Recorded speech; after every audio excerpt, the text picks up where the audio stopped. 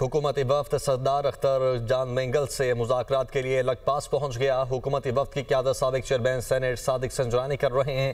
वफ्द में deputy speaker सूबाई assembly गजाला गोला, सूबाई वज़ीर तालीम राहिला हमीद दुरानी भी शामिल हैं।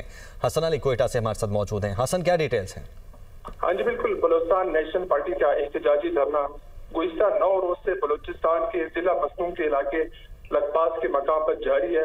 धरने के बाद कोयटा, कराची और तहसील कौमी शाहरा जो है ब्लॉक में, जिसके बाद मुसाफिरों को शदीद मुश्किलात का सामना भी करना पड़ रहा है। अगर बात की जाए धरने की दुर्घटना में गुज़िश्ता कई रोज कबल भी हुकूमती वक्त दिया जिसने सरदार अख्तर मेंगल से मुज़ाकरात करने की कोशिश की, ताहम वो मुज़ाकरात जो है वो नाकाम दिखाई दी गई। आज भी एक हुकूमती वक्त सरदार अख्तर मेंगल से वक्त में डिप्टी स्पीकर गजाला गोला, साबिक चेयरमैन सेनेट सादिक संजरानी शामिल थे।